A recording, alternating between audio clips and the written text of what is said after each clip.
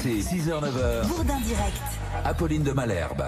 Bonjour Laurent Escure. Bonjour. Vous êtes secrétaire général de l'UNSA. Hier, vous étiez reçu par Édouard Philippe à Matignon, qui reçoit hier et aujourd'hui tous les partenaires sociaux avant la fameuse journée du 5 décembre. Pour savoir un peu à quoi s'attendre, faisons un point avec vous d'abord, Quentin Vinet. La journée du 5 décembre, ça ressemblera à quoi ? Eh bien, il y a une étude qui nous donne une indication ce matin. 9 Français sur 10 considèrent dans une enquête via Voice que le pays vit actuellement une crise sociale. Et les sujets de mécontentement sont nombreux. Réforme des retraites, précarité étudiante ou encore le mouvement de défense de l'hôpital public que 87% des personnes interrogées disent soutenir. Emmanuel Macron trouve que les Français sont trop pessimistes.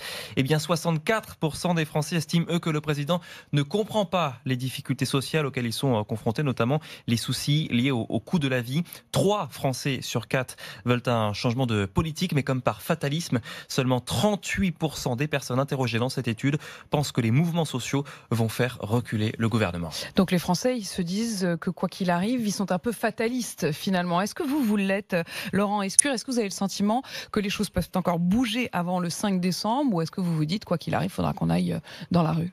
Quand on est syndicaliste, on est à la fois porteur des revendications et parfois des colères des personnes qu'on représente, mais on est obligé d'être optimiste. Si on pense que les choses ne peuvent pas bouger, autant arrêter tout de suite.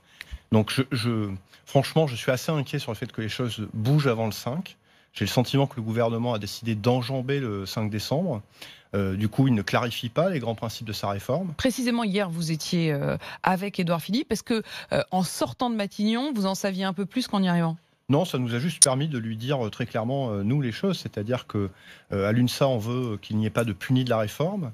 On peut comprendre qu'on peut travailler pour l'intérêt général des futures générations et notre devoir en tant que syndicaliste, c'est de négocier pour l'ensemble des salariés, des travailleurs. Mais en même temps, on doit prendre en compte ceux qui sont d'ores et déjà en colère parce qu'ils ont vu que dans l'économie générale de la réforme, ils allaient y perdre. Et il y a des secteurs à l'UNSA qui seront mobilisés le 5 décembre. On aurait pu éviter ce conflit. On aurait pu éviter ce conflit, vous pensez ? Je pense. Et le gouvernement n'a pas saisi cette opportunité. Le fait d'avoir une grève qui a été annoncée très très longtemps en avance, avec cette journée du 5 décembre, on n'a pas le sentiment pour autant qu'au gouvernement, il se soit dit, bon, profitons de ce mois et demi avant cette grève annoncée pour tenter de trouver une solution, d'expliquer, de faire de la pédagogie. Je pense que c'est une grave erreur, parce qu'on a eu des concertations avec le haut-commissaire, mais il devait y avoir aussi des négociations sectorielles. C'est ce qu'avait annoncé le Premier ministre lors du lancement de cette phase de concertation. Et lors de ces 2 mois, finalement, au moins pour ce qui est des négociations sectorielles, on a l'impression que c'est du temps un peu gâché. C'est-à-dire que les gens allaient à des réunions, étaient reçus, mais ils ressortaient avec rien. C'était du vent ? Ils ressortaient avec rien parce que les arbitrages de la réforme ne sont pas posés. Ce qui fait que ceux qui étaient déjà inquiets, voire en colère, le sont encore plus. Et ceux qui étaient dubitatifs et qui attendaient de voir ce qu'était cette réforme commencent à ne plus rien y comprendre. Donc, si des éclaircissements ne sont pas donnés avant le 5, il faudra le faire très vite après. Est-ce qu'Édouard Philippe vous a dit s'il tranchait entre âge pivot ou durée de cotisation ? Est-ce qu'il vous a donné une idée de la valeur du point ? Est-ce qu'il vous a indiqué à partir de quelle génération est-ce que ça serait appliqué ? On a beaucoup d'options qui sont sur la table. L'expression du Premier ministre, c'est tout est sur la table. Mais à force d'avoir tout sur la table, on ne sait pas quels sont les choix qui vont être faits par le gouvernement. Et c'est dur de construire sur cette incertitude. Nous, on veut à l'UNSA qu'il n'y ait pas de puni de la réforme. On voudrait que 10 à 15 générations, tout régime confondu, soient protégés de cette réforme, que 100% des droits acquis dans les anciens systèmes soient garantis. Ça veut dire que vous êtes pour la clause du grand-père ? Pas tout à fait. C'est-à-dire qu'on est, si on peut, du grand frère, peut-être. Parce que si on prend 10 ou 15 ans, ça me paraît raisonnable comme délai.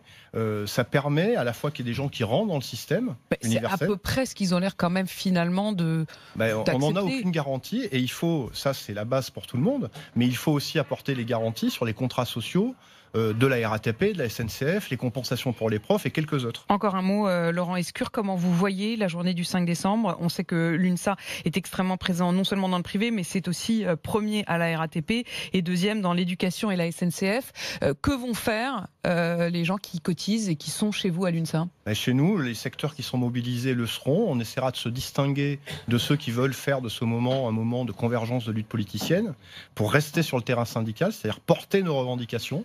C'est ce qu'on fera le 5 décembre et les jours qui suivent, parce qu'il y a des secteurs... Et les jours qui suivent, c'est ça. Il y a des secteurs qui risquent d'être mobilisés de nombreux jours. C'est pour ça qu'on appelle le gouvernement à la raison. Le pays est suffisamment tendu socialement pour qu'on ne laisse pas la crise s'enquister.